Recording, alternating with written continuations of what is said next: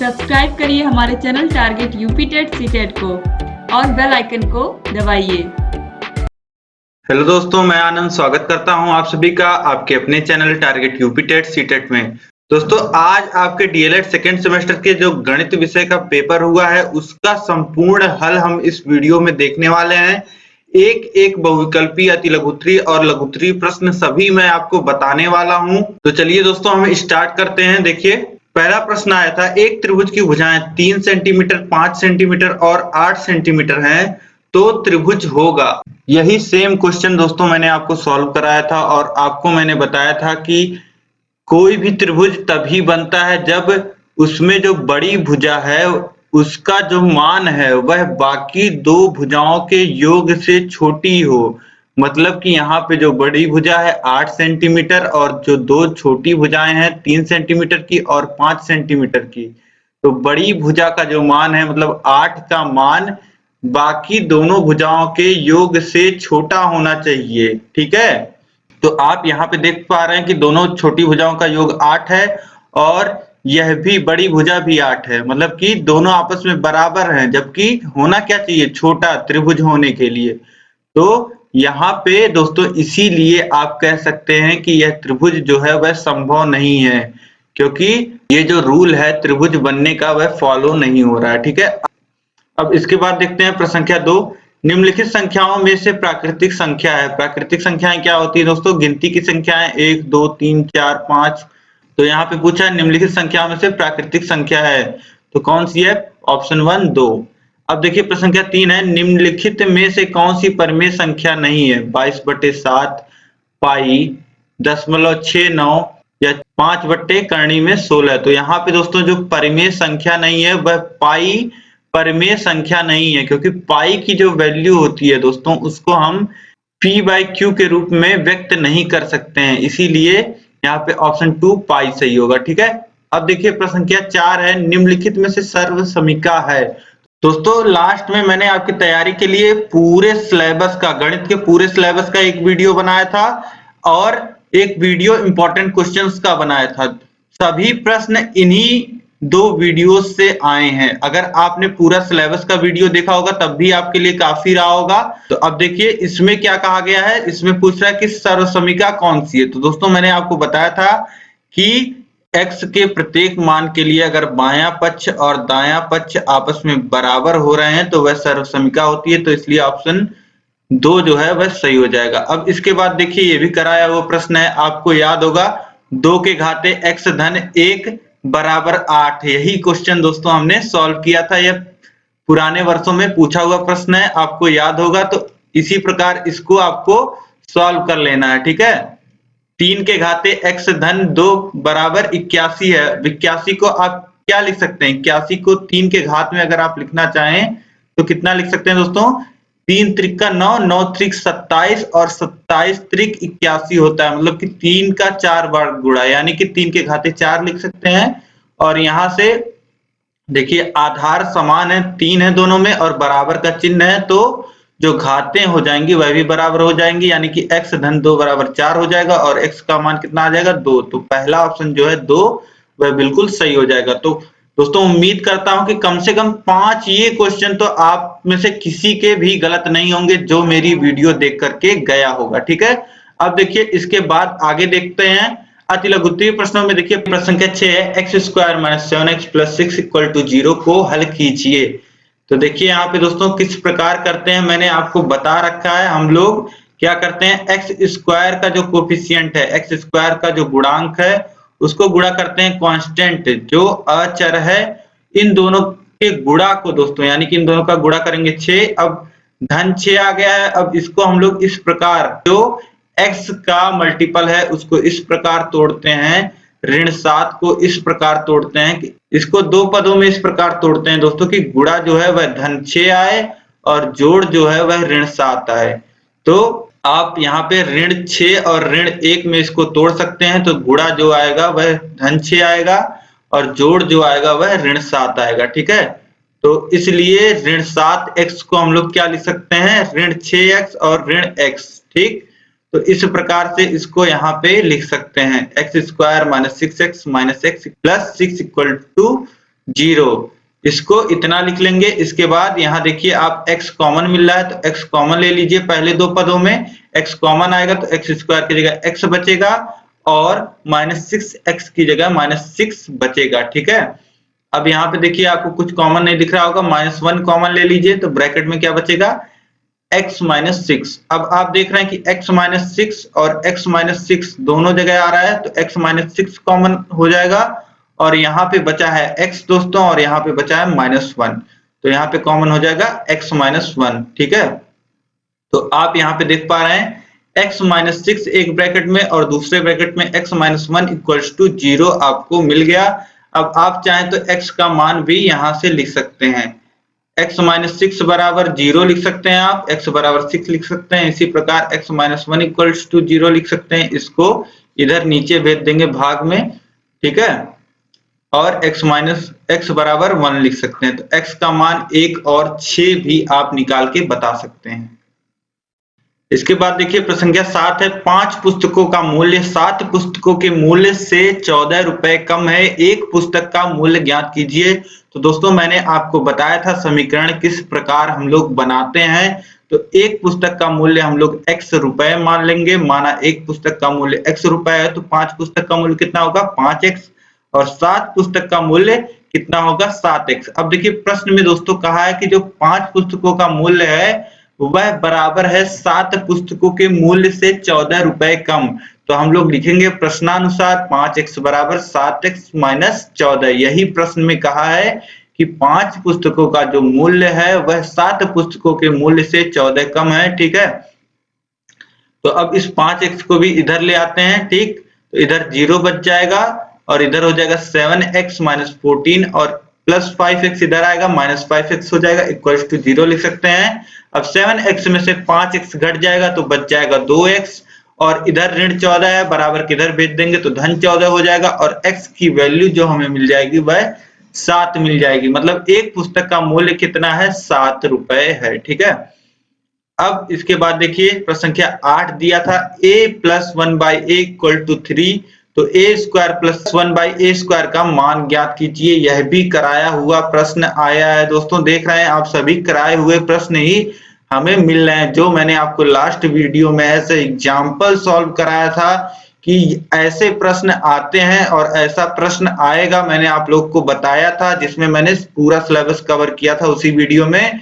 उसी वीडियो को अगर आप देख के गए हैं तो आपको यह प्रश्न मिला होगा। ठीक है, तो देखिए यहाँ पे कुछ नहीं करना था, जो मान आपको दिया है उसी का दोनों पक्षों का वर्ग कर देना था, क्योंकि यहाँ पे आप देख पा रहे हैं a की घात 1 है और यहाँ पे जिसका मान आपको ज्ञात करना है वो 2 की घात में है, वहां पे a 2 की घात में है, तो यहाँ पे आप दोनों पक्षों का वर्ग कर देना था। देखिए आपको दिया है a धन 1/a बराबर 3। अब दोनों पक्षों का वर्ग करने पर a धन 1/a का होल स्क्वायर हो जाएगा, अब बराबर 3 का वर्ग हो जाएगा। अब मैंने आपको बताया था यहाँ पे क्या फॉर्मूला लग जाएगा, a + b के होल स्क्वायर का फॉर्मूला लग जाएगा।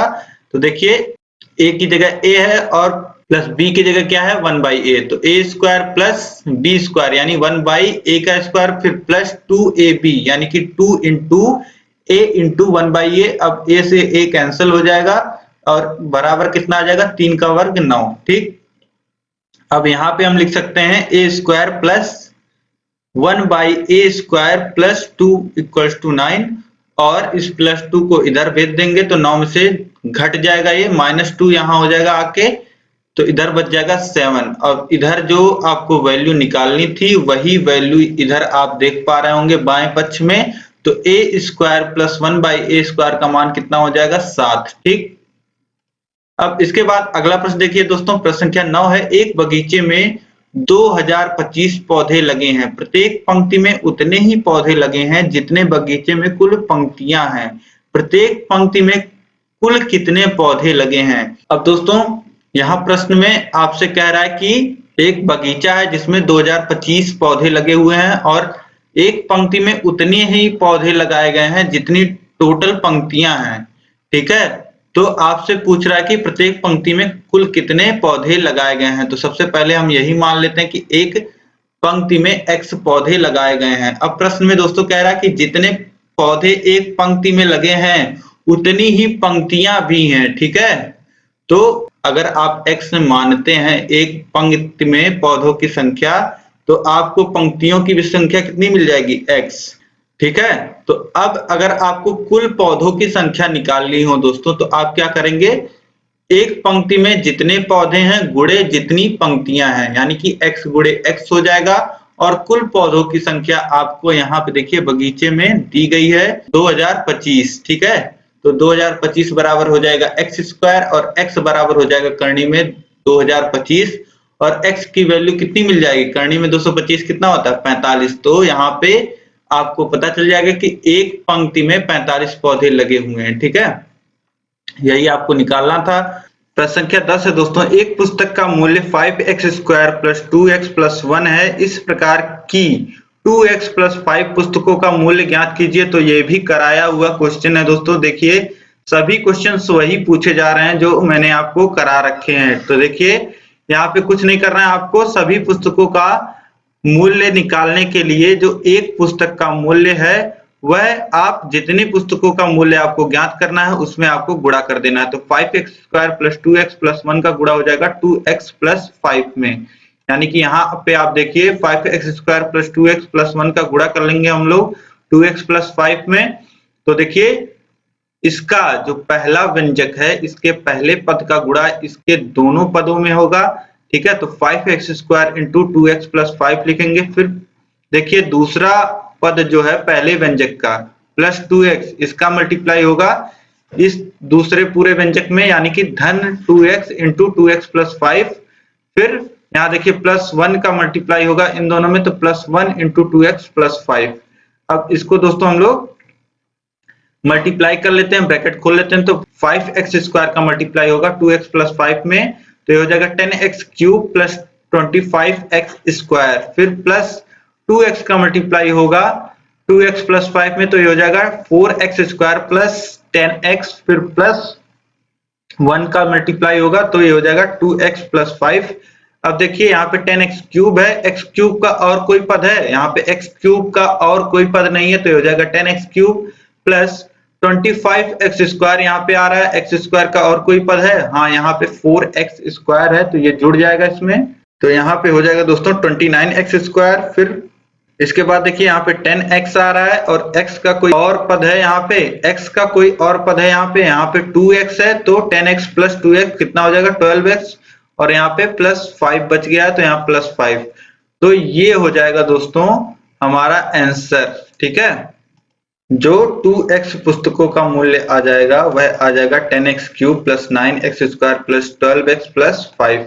अब इसके बाद देखते हैं हम लोग दोस्तों प्रश्न संख्या 11 है, ऋण 1/2 तथा 5/4 के मध्य दो समदूरस्थ संख्याएं ज्ञात कीजिए। तो यहाँ पे दोस्तों दो परिमेय संख्याएं दी गई हैं, ऋण 1/2 तथा 5/4, जिनके बीच की हमें दो समदूरस्थ संख्याएं ज्ञात करनी है। तो यहाँ पे देखिए दोस्तों आप संख्या रेखा से समझिए, यहाँ पे ऋण 1/2 आपको दिया गया है और 5/4 दिया गया है, और इनके बीच दो समदूरस्थ मतलब कि बराबर दूरी पे संख्याएं आपसे पूछा है। तो यहाँ पे दोस्तों सबसे पहले हम क्या करेंगे, सबसे पहले हम हर समान कर लेंगे। जो हमें संख्याएं दी गई हैं ऋण 1/2 जिनके बीच में हमें समदूरस्थ संख्याएं दो संख्याएं निकालनी है, उनका हर हम बराबर कर लेंगे। हर बराबर देखिए यहाँ पे ऋण 1/2 है और यहाँ पे 5/4 है, एलसीएम लेंगे तो 4 आ जाएगा, और यहाँ पे अब ऊपर नीचे 2 से हम गुणा कर लेते हैं ऋण 1/2 में, तो ये हो जाएगा ऋण 2/4, ठीक है। ये हो गया ऋण 2/4, और ये इसी प्रकार लिख लेंगे 5/4, ठीक। अब इसके बाद दोस्तों जब दो समदूरस्थ संख्याएं हमें प्राप्त करनी है, यहाँ पे ज्ञात करनी है, तो देखिए दो समदूरस्थ संख्याएं कितने भागों में बांट रही हैं, 3 बराबर भागों में यहाँ पे बांट रही हैं, ठीक है।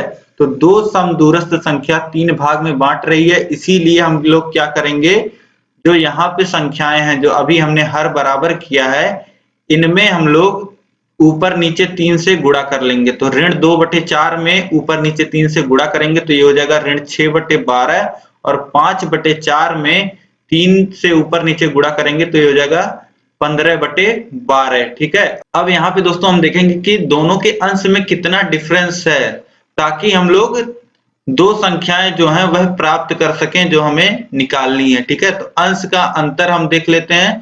देखिए यहाँ पे अंश 15 है और यहाँ पे ऋण 6 है, तो 15 माइनस ऋण 6 यानी कि कितना हो जाएगा, ये हो जाएगा 21, और 21 को 3 बराबर भागों में बांटना है, तो 3 से डिवाइड कर देंगे 21 को, तो ये कितना हो जाएगा 7।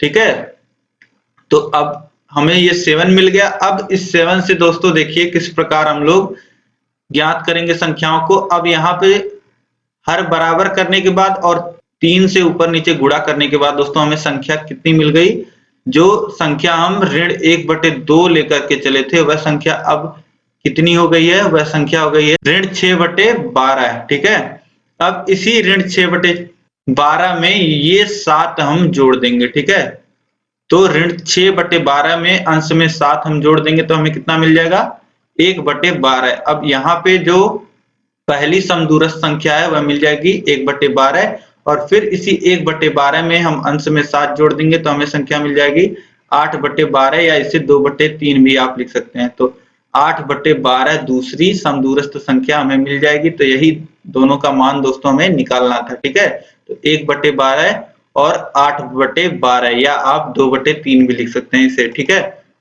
अब इसके बाद लघुत्तरीय प्रश्न है दोस्तों। लघुत्तरीय प्रश्नों को हम देखते हैं। देखिए प्रश्न संख्या 12 है दोस्तों, x के पावर 4y माइनस xy के पावर 4 का गुणनखंड ज्ञात कीजिए। तो दोस्तों यह भी कराया हुआ प्रश्न है। देखिए आप किस प्रकार हमने किया था, यहाँ पे बस हमें xy कॉमन मिल जाएगा, xy कॉमन हम ले लेंगे तो यहाँ पे बच जाएगा x cube minus Y cube. अब यहाँ पे a cube minus b cube का फॉर्मूला लग जाएगा। ठीक है, तो ये हो जाएगा X Y into X minus Y और into X cube X square plus X Y plus Y square, यही सोल्यूशन हो जाएगा दोस्तों। बस यहाँ पे आपको a cube minus B cube का फॉर्मूला जो आपको मैंने बताया था वही फॉर्मूला आपको याद होना चाहिए था। मैंने आपको बोला था याद कर लीजिएगा।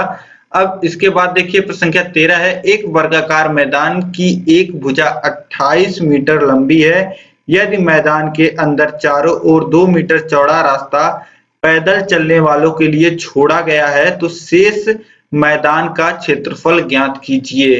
अब यहाँ पे दोस्तों एक वर्गाकार मैदान दिया गया है जिसकी भुजा 28 मीटर है और इसके चारों ओर 2 मीटर चौड़ा रास्ता पैदल चलने वालों के लिए छोड़ा गया है, तो शेष मैदान का जो बचा हुआ मैदान है रास्ता छोड़ने के बाद उसका क्षेत्रफल पूछ रहा है। तो दोस्तों अगर किसी ने मेरा क्लास अटेंड किया हो जिसमें मैंने त्रिभुज आयत और वर्ग पढ़ाया है, उसमें मैंने अभ्यास कराया था, क्वेश्चंस सॉल्व करवाए थे, उसमें मैंने ये क्वेश्चन सॉल्व कराया था।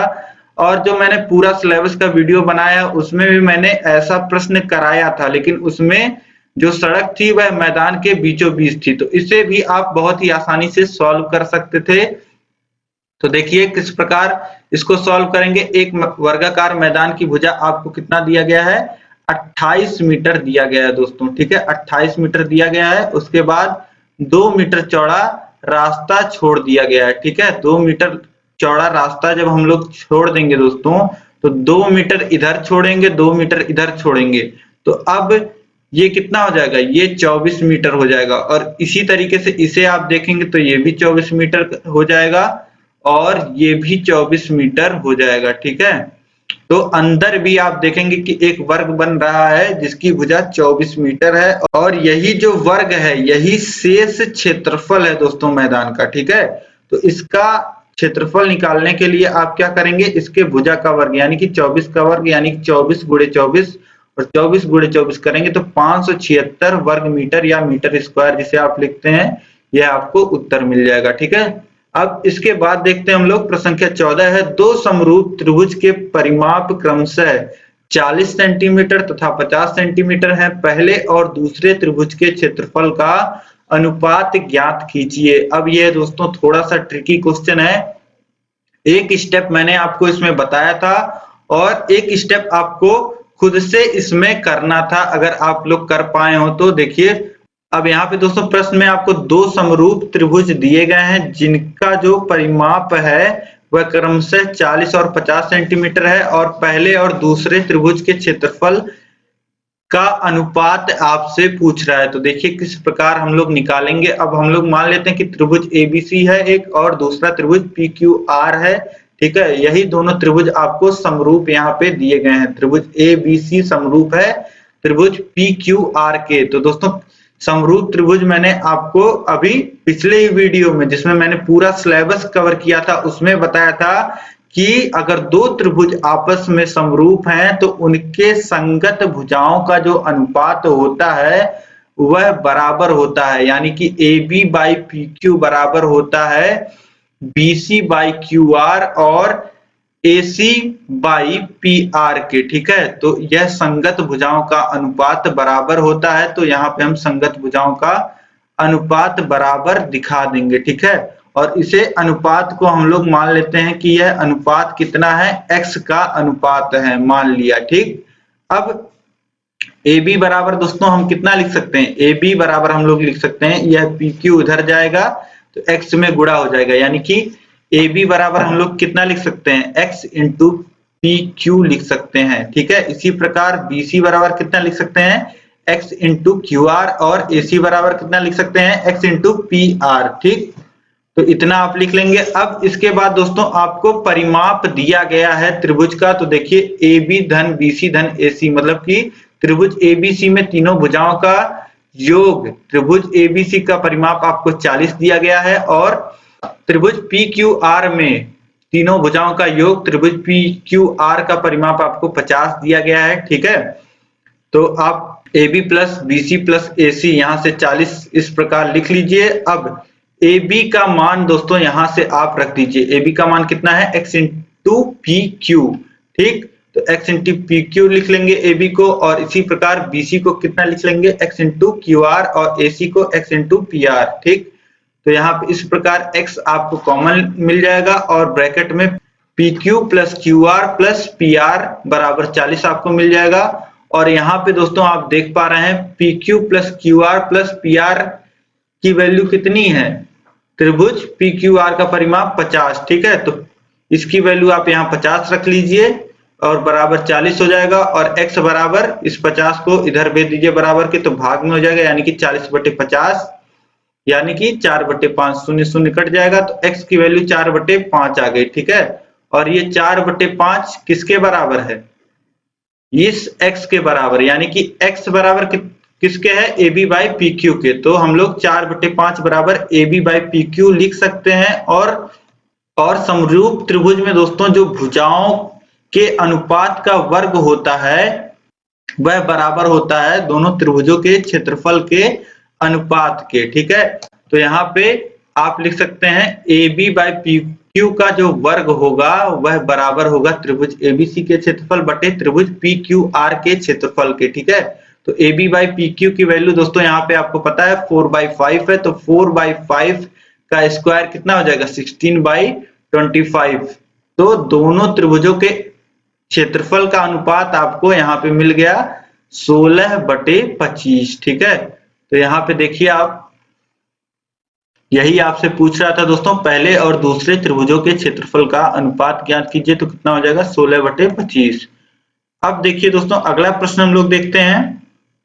प्रश्न संख्या 15 है, 671, 781 एवं 1441 का भाग विधि से मासा ज्ञात कीजिए। तो बहुत ही सरल था दोस्तों, जो पूरा गणित का सिलेबस दोस्तों मैंने आपको बताया था उसमें ऐसा प्रश्न मैंने आपको एग्जाम्पल में सॉल्व भी कराया था। तो यह भी प्रश्न आपको मिलता है वहां से। तो देखिए 671, 781 एवं 1441 का मासा ज्ञात करने के लिए जो सबसे छोटी संख्या है उसमें जो उससे बड़ी संख्या है उसमें हम भाग देंगे, यानी कि 671 से 781 में हम लोग भाग देंगे, एक बार जाएगा, उसके बाद शेषफल बचेगा 110, 110 से हम लोग भाग देंगे फिर जो पहले भाजक था यानी कि 641 में, ठीक है। तो 110 में 671 में, ठीक है। तो 110 से हम लोग 671 में भाग देंगे तो 6 बार जाएगा 660, शेषफल बच जाएगा 11। अब इस 11 से हम लोग भाग देंगे इससे पहले जो भाजक था यानी कि 110 में, तो 110 में भाग देंगे 11 से, तो 10 बार में पूरा पूरा कट जाएगा दोस्तों,